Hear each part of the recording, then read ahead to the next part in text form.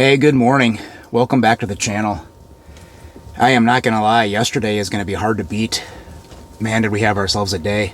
Just one of those days where everything lines up perfectly. You know, you look at your map the night before, you visualize how it's gonna play out the next day, and everything just works.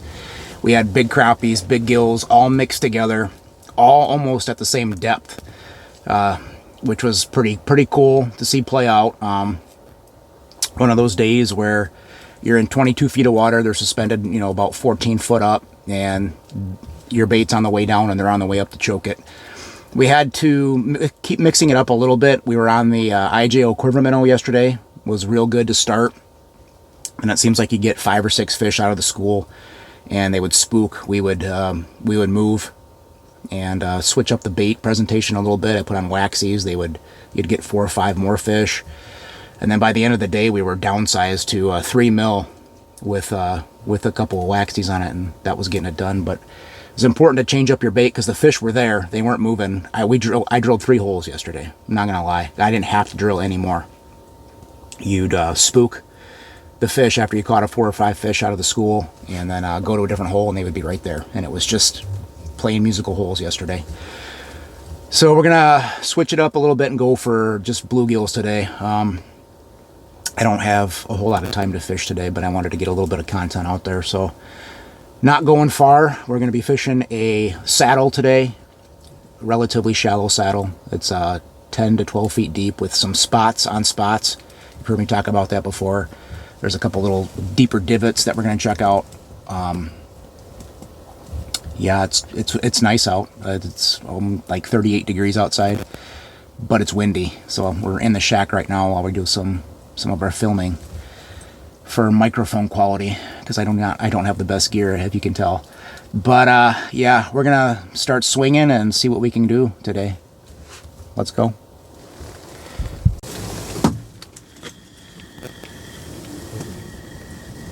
First hook set of the day is a little bluegill.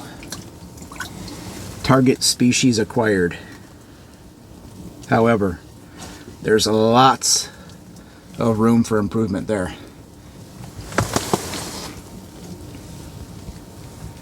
They gotta eat too, I suppose.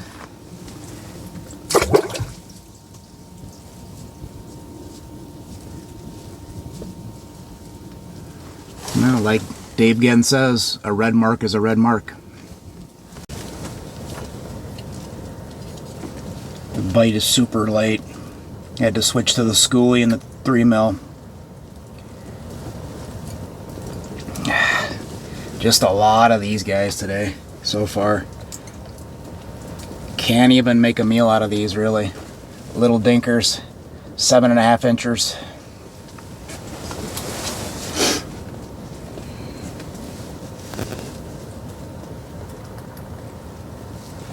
We've been moving too. With this, where I think we're on our. This is our 6th or 7th spot already, and it's been dink city everywhere. So if I was to stay out here all day, I can probably piece together a decent meal. But what this is telling me right now is I can literally pack up, come back out about magic hour, about 4 o'clock, and probably get them bigger fish to play. So I think that's what we're gonna do. We got stuff we can do at the house. And yeah, that's what we're gonna do. We're gonna go get some work done around the house and come back out for magic hour. Hopefully I have some better hook sets for you. There we go. That was a better mark. It's just getting ready to leave too. Easy fella. Everything feels like 100 pounds on these schoolies. All right, we can work with that. Oh, get out of there. Yes, sir, we can work with that. Finally a good one. Easy, buddy. We can definitely work with that, huh? A lot of dinks this morning. Anything from like, dude, barely pushing 7.5. And I'm talking like at least 2 dozen of those before we got onto this good one. So I think I'm going to give it a couple more minutes. I was getting ready to leave and I was going to come back out at magic hour. So that was encouraging. He actually came in with a couple more marks kind of like this one, so we'll keep swinging.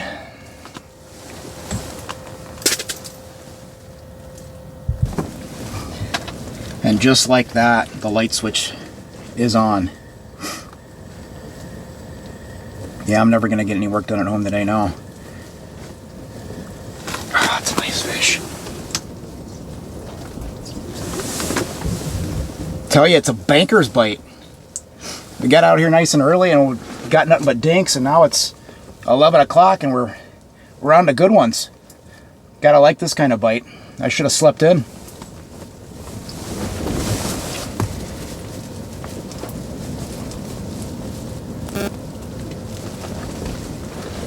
Solid fish right there.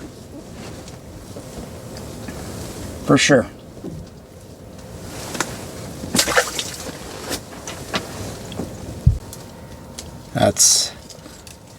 That was a better mark. I was just getting ready to leave. Yeah, that's a better mark. Better fish. Oh yeah. Okay. Now that I can work with. It is windier than crap out too. That we can work with. That is a better bluegill right there. Biggest one by far we've got all morning.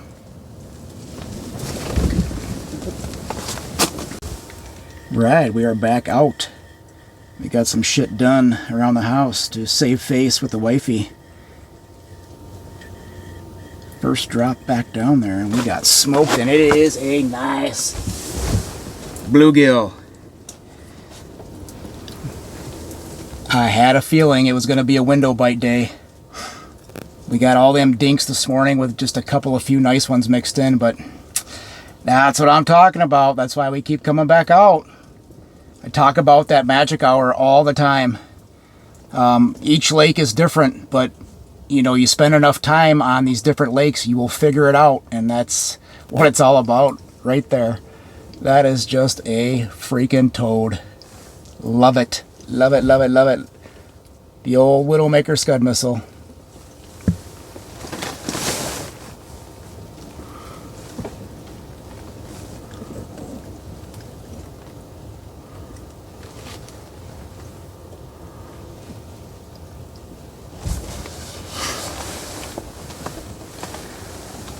Nothing like a 10-inch sunfish, buddy. I love it. Thanks for playing. On my way back out here, I had the radio on, and I heard those magic words, pitchers and catchers report. It's hard to believe football's over. We're a huge football household. We watch, you know, we're diehard Chicago Bear fans. And we get a lot of shit for that, but it is what it is. I've been a Bears fan since 1984. And I will always be a Bears fan through thick and thin. However, we watch football all day. It doesn't matter who's playing. I even watch Packer games too. Because you got to know your enemy. But, yeah, it's just hard to believe football season's over. And no more football Sundays in our basement, which we miss. That's a big deal to us. The winters are long up here in the North Woods, and believe it or not, once in a while it is nice to break up the monotony that is the ice fishing. But baseball's coming back, and we're big baseball peeps too. Big Chicago Cubs fan, but I love all baseball. When the Brewers beat the Cubs in the divisional round last season, I was just as big of a Brewers fan as most Brewers fans were. I think it would be great for baseball if the Brewers were to win, but the evil Dodgers prevailed. But yeah, my whole point in that is the days are getting longer by quite a bit. You know, the sun's out right now. It feels a little warmer outside. And some of the birds are even starting to return already. So the days of fishing the last ice with baseball on the radio are near, and that's just a cool overall feeling, if you know what I'm talking about. So yeah, love it. Love the life that we are blessed to live every day. Love being up here in the North Woods, and I'm glad I get to share it with you all, and You know, I've had so many of you up here fishing with me, and we open up our house to our friends, and it's just I love to share it. So thanks for tuning in, and let's hope we can go set the hook on another big giant. That last one was about 10.5 inches, so it'll be tough to beat, but we're gonna try.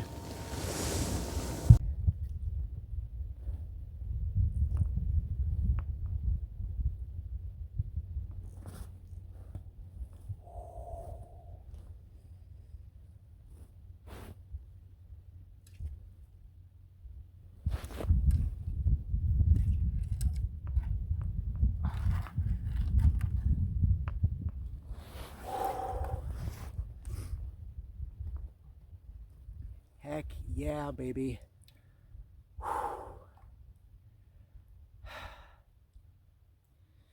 I love bluegills, and I love ice fishing. It doesn't get any better than this. Not for me, it doesn't. Love it. All right, we made another little small move. We actually pushed up a little shallower. We got off the 12 to 13 stuff, and we're back up into the 6 to 8. So we're trying to be quiet. I've got the Vexilar on low power mode, but you usually don't see a lot of activity up here when you do get one to come up this shallow this time of the evening. The sun is just now hitting the trees, top of the trees. The marks that you usually see are good ones. Now there's several of them are bass. The bass will push up in here, but there's some big gills that mix in with these bass, and that's what we're trying to target. So while we're doing that, while we're waiting, and what I'm doing is dropping down into that grass, and I'm just pounding the bottom, stirring all that silt and debris up, trying to get stuff, trying to get water moving to target their lateral lines. But just curious. I know all ice fishermen are different, and we all do it for different reasons. Some are, you know, like the teaching aspect of it. Some just use it as an escape therapy, if you will. Some are diehard tournament guys, and I think that's what makes this whole thing work, is we're all different. I've been fortunate enough to do a little bit of everything.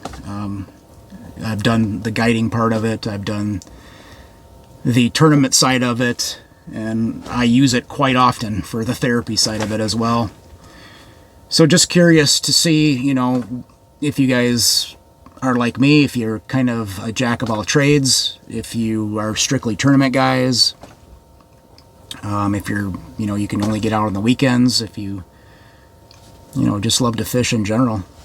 Curious to hear how you got started, and I know many of us, it was instilled in us when we were very young, and the sport has come so far. So many advancements in terminal tackle, your rod, your reels, your line, electronics, which is a touchy subject. I'm not even going to go down that path, but it's just come so far, and I've noticed a generational trend of a lot of younger fishermen in general have kind of grown up with the advantages of all this new technology. And you can't be mad at it if you're like me. I'm 49 years old. I grew up with you know, dropping our jigs down to the bottom, reeling up a crank. If we didn't get bit in 15-20 minutes, we reeled up 2 cranks, 3 cranks, until we found the magic zone. But that was fun to me. That's what, like, left a little bit to the imagination. And I miss those days. I do not have a life scope. I've been very vocal about that. I've used them. I've had tournament partners that have them, and will admit 100% on some of the bigger lakes, without that life scope, we would have been in real trouble. It's the difference in, you know, finishing in the top 10 and finishing in the bottom 10, to be honest with you. But I just I don't know. I feel like I'm one of the lucky ones that got to learn the old school way, and we are still living in a day where the advancements in electronics are among us, so we kind of have the best of both worlds. Yes, we have it at our... That's a nice mark coming in. Told you, easily distracted. We have it, the technology at our back end call. If we want it, we can go get it and use it.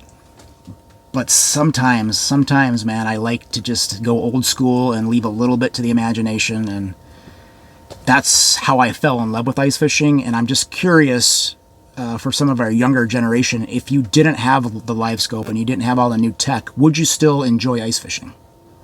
Simple question. I'm not trying to start anything. I see it both ways. I want to hear your thoughts. Would you still love ice fishing without all the new advances and all the new electronics? Your thoughts. Boy, I tell you, I don't know if you can still hear it outside, but that wind is whipping today. It's a warm wind, but it's not pleasant to fish in. That's a nice gill. Oh yeah, I think that's another... That's pushing another 10-incher right there. That's a solid fish. Heck yeah, man. That is a... He's not as thick as that first one, but he's pretty long. Look at that fish. It's kind of an oddly shaped one. She's got to grow into her body a little bit. She's going to be a big, thick gal this spring for sure.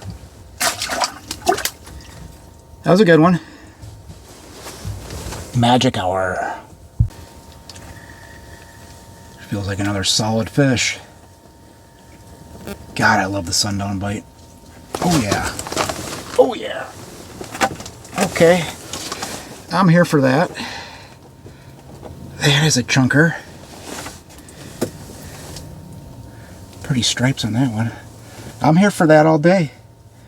Let's go. Let's keep swinging. It turned out to be a pretty fun evening here.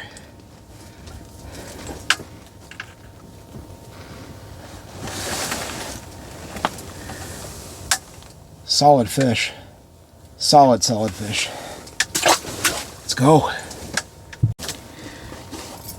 One other little nugget that I'm sure most of you do know, but if there's a few of you out there that don't know, when you buy new jigs like straight out of the package, sometimes if you notice when you're using them you're missing some fish setting the hooks, pull that hook out, pull that gap out a little wider. It'll help your hookup ratio. I know I'm a big fan of a lot of these mom and pop jig makers, but sometimes, no criticism here, straight out the package, I miss a lot of fish on them. I open up that hook gap just a tad bit more, and that's all it takes. Just something to keep in the back of your mind.